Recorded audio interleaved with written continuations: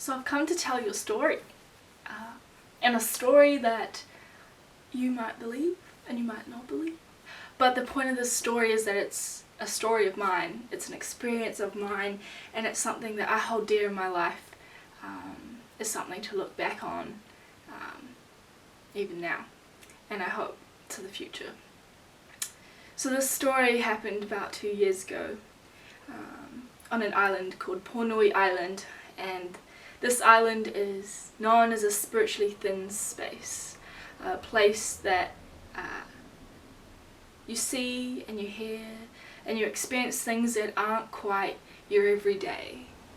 And so I thought I'd share a story for you from a specific time, one evening on a buddy overnighter with my camp group, Tony McLean, and I thought it was quite a special story because it has a very personal experience, but it's shared by a group of people, around 10 to 12 people. And we've made our way to a bay, this group of people are. And strangers and newfound friends and close friends from back home. And we're in this space, and we're in this sharing space as we'd cooked food and the sun had set and it was now dark, and being on an island away from the city, the light you couldn't see and the darkness had fell, and we were sitting there around a small fire and with our torches just listening to stories of each other, sharing about times in our lives that we can't always explain or we can't always understand, but there's something happened that, is important and forever changed us. And as we're sitting there and as we're talking, I looked behind my shoulder, and this branch that we'd been playing on throughout the evening, I could see, and whether you believe that I saw it or not, I can say that I saw an angel standing on the branch. And the tide had come in, and so the branch actually sat over the water. And so this angel was standing there watching us as we conversed and as we spoke. And I then plucked up the courage to share with my mates what I was seeing, and they welcomed it with open arms. And I don't think that they would have been so welcoming if not for the situation and the place that we were in, where their minds and their eyes and their hearts were open to something greater than themselves, greater than what we know back at home and in our everyday lives. And so we all turned to look at this branch, and I'm sure that all of them had their own thoughts running through their brain or responses to what I had shared. And I'm so grateful for what happened next, as we sat in silence for a moment, just thinking about this concept or experiencing this moment. And for me it was so real, I could see it right there in front of me.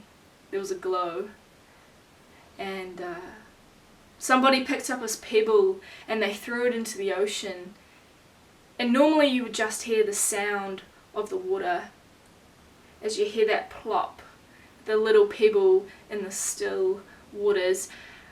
But this time it was a little bit different, and in the darkness there, the water lit up, that there was a blue light that splashed and came forth from the pebble that then sunk. And this moment, there was everyone was like, there was an excitement, and we jumped to our feet and we were like, what? This is amazing.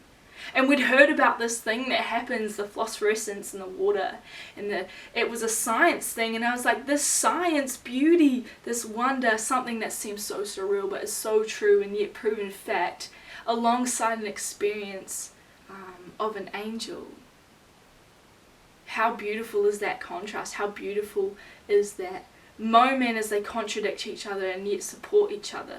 The juxtaposition. And so we got up and we started throwing many more pebbles into the ocean, and we were splashing in the water with our feet. We all had to get out of our sleeping bags that we were nice and snuggled in. We got our feet wet, and no regrets, because the joy and we began to sing. We were so excited for what we were experiencing, and this excitement. Then we hadn't forgotten about the angel. We all had it in our mind, and I could still see the angel smiling as it watched us rejoice and just find such joy in the nature around us, and in the gift of the water, of the phosphorescence. And we spent a while in that moment. It was beautiful, and it's something sometimes it's like it's so in my memory that I can't remember it. It's as though it's not a memory and I had made it up, because it seems so surreal.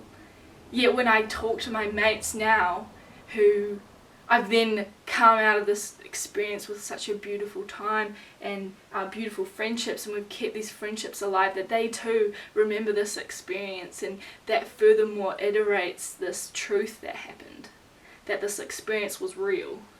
And I think there's real power in that.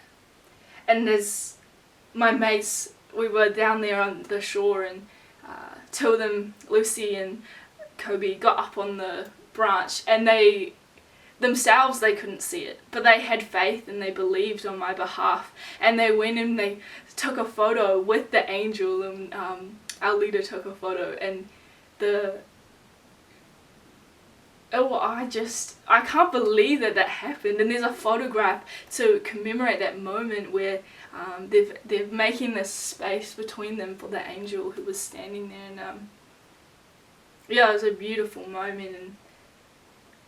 And we came down and we kept playing in the water, and after a while the story finishes and the next story begins. But this experience is something that I long for the people around me that weren't there to experience, to know the joy and the wonder and the confusion and the just the disarray that happened in that moment, but such contentment and there's like this purity that existed in that moment. And so when I recall it and when I tell you this story, it's as though I'm bringing that past experience to the time that we share right now as I'm telling this story, and it starts to exist again in a new way. And I wonder if it holds the same truth as it did for me back then that it does for me right now. And I wonder what truth it holds for you and how you perceive my truth.